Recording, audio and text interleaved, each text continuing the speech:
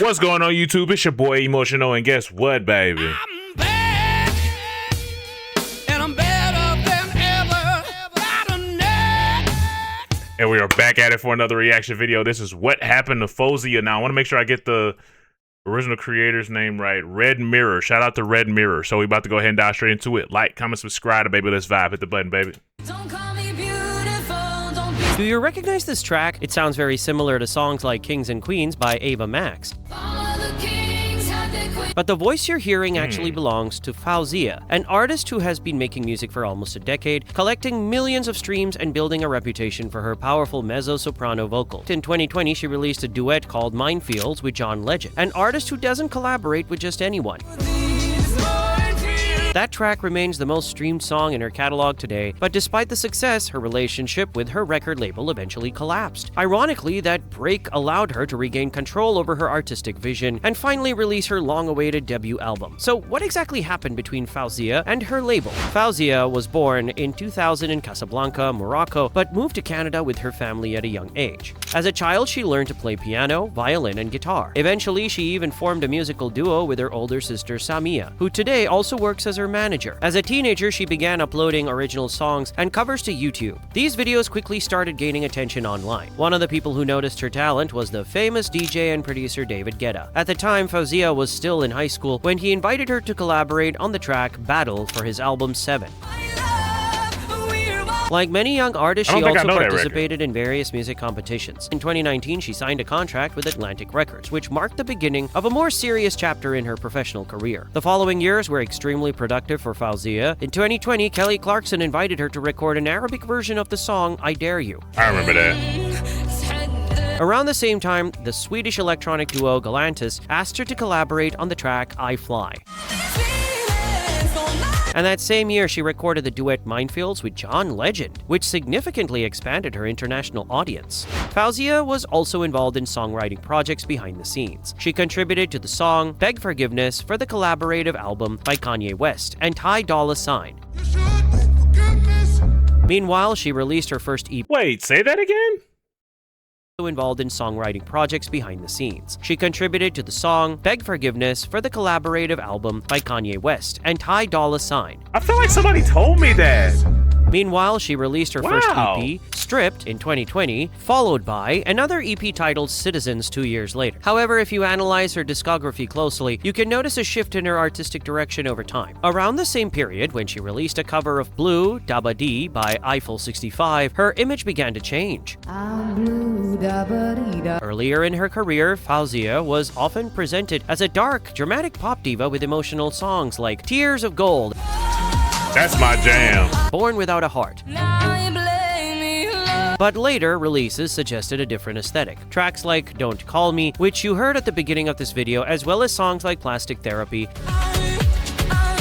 and La La La, introduced a more playful pop style. I love you, sounds like la, la, la. At the same time, the artwork for her singles started to resemble anime or cartoon-style illustrations. Faouzia herself explained in interviews that she enjoys Asian pop culture and visual aesthetics, so the illustration reflected her personal taste. But many observers believe this shift was also part of a strategic decision by her label to reposition her image. The goal may have been to create a more internet-friendly, visually recognizable brand that would perform well in the streaming era. Later, Faouzia confirmed that there had been creative disagreements between her and Atlantic Records.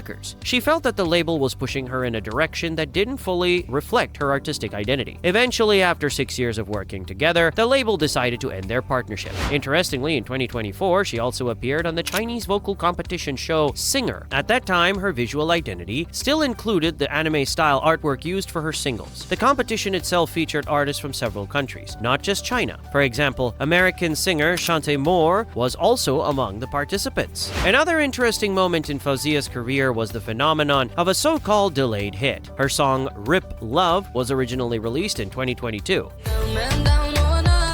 At first, the track Oh. didn't attract much attention. It simply appeared as another single that later became part of the Citizens Project. But about That a song year was later, hard. the song suddenly went viral on TikTok. After leaving Atlantic Records, Faouzia finally released her debut album as an independent artist. The album, titled Film Noir, excluded all the songs that were released during her time with the label. It features only the recordings that she fully owns the rights to. The album contains 11 tracks and feels cinematic in scope. It combines dramatic ballads with energetic pop songs and incorporates Arabic and French influences into the production. One of the most streamed tracks from the album is Unethical.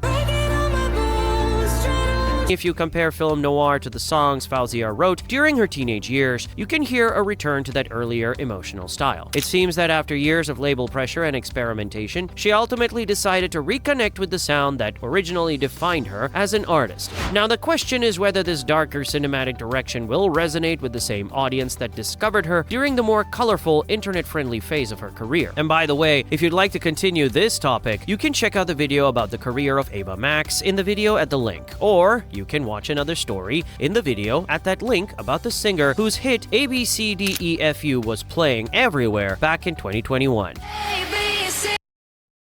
Okay. Shout out to make sure I get the name right. Shout out to Red Mirror, because it was like some records in there that I'm like, I don't think I heard. There was some records I don't think I heard. And it's interesting seeing like her get this type of attention, but I ain't gonna lie, the editing was really, really good in this mug. Like the editing was really, really fire. Especially like having like the little like photography picture thingies on the screen, like for things, you know what I'm saying? I thought that was really dope. But like, it's just interesting seeing how far she's come and understanding more about like, you know, like her and the label. And it's just some artists, they're just not, what's the word? Not suited for labels, I feel like, because it's just certain things about them that you just can't shift. Otherwise, people are gonna recognize it's not it. Because I ain't gonna lie though, I do see like the shift though. Like now that you point that out, because it's like seeing her go from like what was the video? Where is that mug at? Wait, I think it was at the end. Where is that mug at? Where is that mug at? I can't remember that. I can't remember the name of it, but it was God, I can't find it. Identity. Where is it? Released in 20. Where is it? This is cool because it's gonna bother me. It's gonna really bother me, bro, if I don't find it.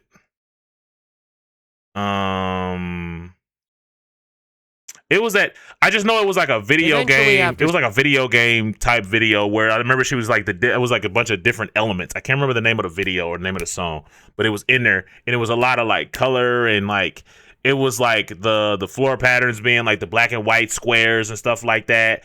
And it's like it kind of gave me a little bit of like a sort of like how a lot of the videos kind of had like this like extravagant, colorful thing going on. I think it was like a bunch of different hairstyles and stuff like that she had going on.